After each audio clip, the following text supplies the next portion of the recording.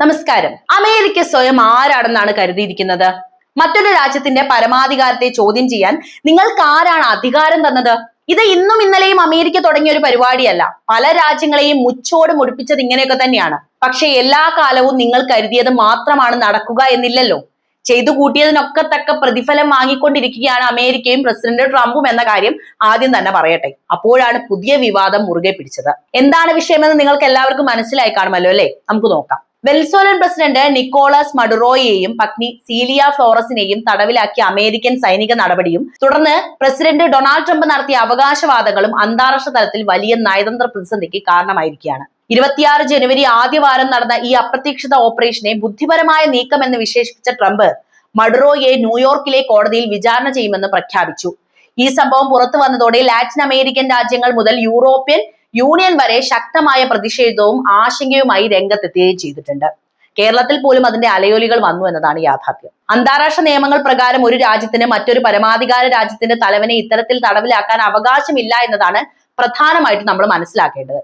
ഐക്യരാഷ്ട്രസഭാ ചാർട്ടറിന്റെ നഗ്നമായ ലംഘനമാണിതെന്ന് റഷ്യയും ചൈനയും ആവർത്തിച്ച് വ്യക്തമാക്കുന്നു. റഷ്യൻ വിദേശകാര്യ മന്ത്രാലയം ഇതിനെ ഒരു തട്ടിക്കൊണ്ടുപോകൽ എന്നാണ് വിശേഷിപ്പിച്ചത് പോലും. ശരിക്കും തട്ടിക്കൊണ്ടുപോകൽ തന്നെയായിരുന്നു നടന്നത്. അമേരിക്കയുടെ ഏകപക്ഷീയമായ കടന്നുകയറ്റം ആഗോളക്രമത്തിന് ആപത്താണ് എന്നും ഇത് മറ്റു രാജ്യങ്ങൾക്കും തെറ്റായ മാതൃക നൽകുമെന്നും ഐക്യരാഷ്ട്രസഭാ സെക്രട്ടറി ജനറലിന്റെ വക്താവ് മുന്നറിയിപ്പും നൽകിയിട്ടുണ്ട്. അമേരിക്ക എന്തൊക്കെ തോന്നിവാസങ്ങളാണ് ഇങ്ങനെ ചെയ്തു കൂട്ടുന്നത്? ലാറ്റിൻ അമേരിക്കൻ മേഖലയിലെ പ്രമുഖ രാജ്യങ്ങളായിട്ടുള്ള കൊളംബിയയും മെക്സിക്കോയും ഈ സൈനിക നീക്കത്തെ കടുത്ത ഭാഷയിലാണ് വിമർശിച്ചത്. കൊളംബിയൻ പ്രസിഡന്റ് ഗുസ്താവോ പെട്രോ ഇതിനെ പരമാധികാരത്തിന് മേലുള്ള കടന്നുകയറ്റം എന്ന് വിളിക്കുകയും ഐക്യരാഷ്ട്രസഭയുടെ അടിയന്തര സുരക്ഷാ കൗൺസിൽ യോഗം വിളിക്കണമെന്ന് ആവശ്യപ്പെടുകയും ചെയ്തുകൊണ്ടാണ് രംഗത്ത് വന്നത്. മേഖലയിലെ സമാധാന അന്തരീക്ഷം തകർക്കാനും വലിയൊരു അഭയാർത്ഥി പ്രവാഹത്തിന് വഴിവെക്കാനും ഈ നടപടി കാരണമാകുമെന്ന് അയൽരാജ്യങ്ങളും ഭയപ്പെടുന്നുണ്ട്.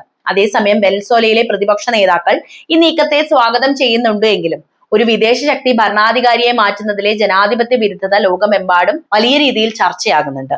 അമേരിക്കയുടെ ഈ നടപടിക്ക് പിന്നിൽ വെനസ്വേലയിലെ എണ്ണ സമ്പത്തിന് മേലുള്ള നിയന്ത്രണം ഉറപ്പാക്കുക എന്ന ലക്ഷ്യമുണ്ടെന്ന ആരോപണവും ഏറെ ശക്തമാണ്. വെനസ്വേലയിലെ എണ്ണ വ്യവസായത്തിൽ അമേരിക്ക ശക്തമായി ഇടപെടുമെന്ന ട്രംപിന്റെ തന്നെ പ്രസ്താവന ഈ സംശയത്തെ ബലപ്പെടുത്തുന്ന ഒന്നാണ്.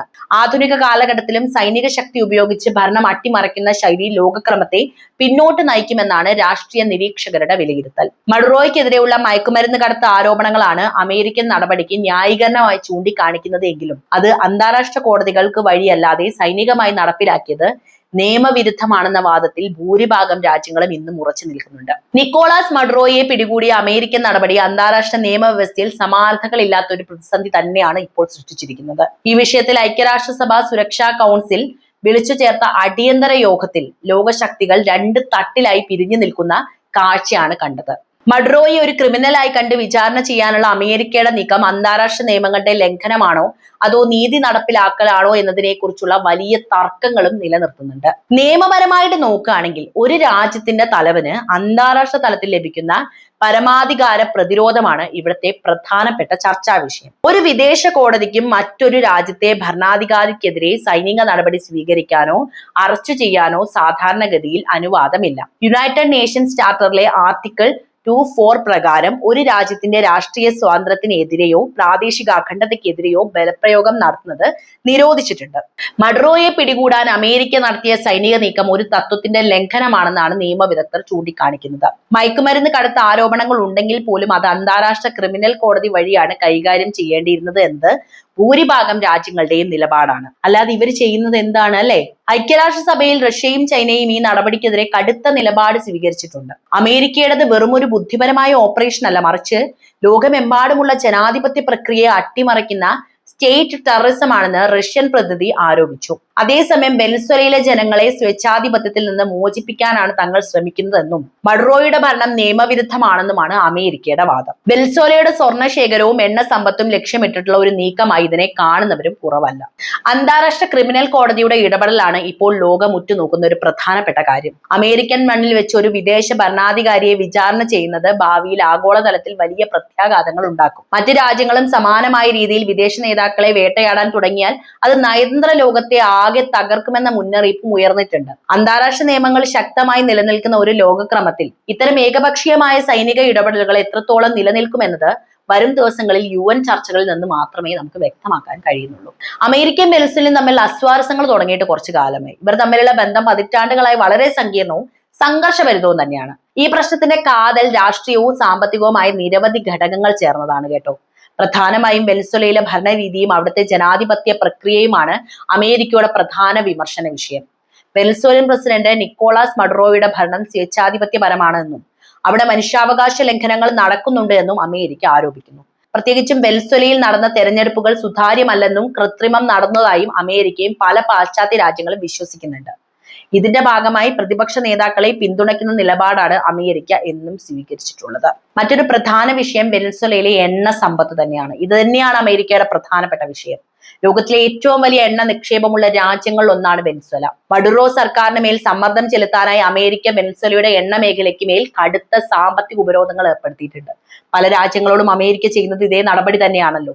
ഇത് വെനസ്വേലയുടെ സമ്പദ് വ്യവസ്ഥയെ തകർക്കുകയും വലിയ തോതിലുള്ള പണപ്പെരുപ്പത്തിനും അതുപോലെ തന്നെ ജനങ്ങളുടെ പലായനത്തിനും കാരണമാവുകയും ചെയ്തു. ഇതിനെ അമേരിക്കയുടെ സാമ്രാജ്യത്വ കടന്നുകയറ്റം എന്നാണ് വെനസ്വേലൻ സർക്കാർ വിശേഷിപ്പിച്ചത് പോലും. കൂടാതെ റഷ്യയുമായും ചൈനയുമായും വെനസ്വേല പുലർത്തുന്ന അടുത്ത ബന്ധം അമേരിക്ക തങ്ങളുടെ ഭൗമരാഷ്ട്രീയ താല്പര്യങ്ങൾക്ക് ഭീഷണിയായിട്ടാണ് നോക്കിക്കാണുന്നത്. ചുരുക്കി പറഞ്ഞാൽ ജനാധിപത്യം ഉറപ്പാക്കാനുള്ള ശ്രമമെന്ന് അമേരിക്കയും തങ്ങളുടെ പരമാധികാരത്തിന് മേലുള്ള കടന്നുകയറ്റമെന്ന് വെനസ്വേലയും വാദിക്കുന്ന ഒരു രാഷ്ട്രീയ വടംവലിയാണ് നിലവിൽ അവിടെ നടന്നുകൊണ്ടിരിക്കുന്നത്. അമേരിക്ക പ്രധാനമായും വെനസ്വേലയുടെ എണ്ണ വിപണിയെ തന്നെയാണ് ലക്ഷ്യം വെച്ചത്. വെനസ്വേലയുടെ വരുമാനത്തിന്റെ 90% വരുന്നത് എണ്ണ കയറ്റുമതിയിൽ നിന്നായതിനാൽ ഈ ഉപരോധങ്ങൾ രാജ്യത്തിന്റെ സാമ്പത്തിക നട്ടെല്ല് തകർത്തിട്ടുണ്ട്. ഇതിന്റെ ഫലമായി വെനസ്വേലയിൽ ഹൈപ്പർ ഇൻഫ്ലേഷൻ അഥവാ അതിരൂക്ഷമായ വിലക്കയറ്റമാണ് ഉണ്ടായത്. ജനങ്ങൾ വലിയ ബുദ്ധിമുട്ടിലേക്ക് കടന്നു. നിത്യോപയോഗ സാധനങ്ങൾക്കും മരുന്നിന് പോലും ജനങ്ങൾ ബുദ്ധിമുട്ടുന്ന അവസ്ഥയാണിത്. ഏകദേശം 70 ലക്ഷത്തിലധികം ആളുകൾ രാജ്യം വിട്ട് മറ്റ് ലാറ്റിൻ അമേരിക്കൻ രാജ്യങ്ങളിലേക്കും അമേരിക്കയിലേക്കും കുടിയേറിയെന്നാണ് കണക്കുകൾ സൂചിപ്പിക്കുന്നത്. എങ്കിലും റഷ്യയും ചൈനയും വെനസ്വേലയെ സാമ്പത്തികമായി സഹായിക്കുന്നത് തുടരുകയാണ്. അടുത്തിടെ നടന്ന തെരഞ്ഞെടുപ്പുമായി ബന്ധപ്പെട്ട തർക്കങ്ങളെ തുടർന്ന് അമേരിക്ക ചില ഉപരോധങ്ങൾ വീണ്ടും കർശനമാക്കുകയും ചെയ്തിട്ടുണ്ട്. അതേസമയം ആഗോള വിപണിയിൽ എണ്ണയുടെ ലഭ്യത ഉറപ്പാക്കാൻ ചില അമേരിക്കൻ കമ്പനികൾ, ഉദാഹരണത്തിന് ചെവ്രോനൊക്കെ വെനസ്വേലയിൽ നിന്ന് എണ്ണ ഉൽപ്പാദിപ്പിക്കാൻ പരിമിതമായ അനുമതിയും നൽകിയിട്ടുണ്ട്. ചുരുക്കി പറഞ്ഞാൽ രാഷ്ട്രീയമായ മാറ്റം ഉണ്ടാക്കാതെ ഈ ഉപരോധങ്ങൾ പൂർണ്ണമായി നീക്കം ചെയ്യാൻ അമേരിക്ക തയ്യാറല്ല. എന്നാൽ ഇത് സാധാരണ ജനങ്ങളുടെ ജീവിതം അതീവ ദുസ്സഹമാക്കി മാറ്റുകയും ചെയ്യുന്നുണ്ട്. പക്ഷെ അവർക്കിതൊന്നും ഒരു കാര്യമല്ല. അവരുടെ താല്പര്യങ്ങൾ, സ്വാർത്ഥത മാത്രമേ അമേരിക്ക നോക്കുന്നുള്ളൂ. റഷ്യയും വെനസ്വേലയും തമ്മിലുള്ള ബന്ധമാണ് ഇവിടെ അതിന്റെ ഏറെ നിർണായകമായിട്ടുള്ള മറ്റൊരു കാര്യം. ഇവർ തമ്മിലുള്ള ബന്ധം കേവലം സൗഹൃദത്തിനപ്പുറം തന്ത്രപരമായ ഒരു കൂട്ടുകെട്ട് തന്നെയാണ്.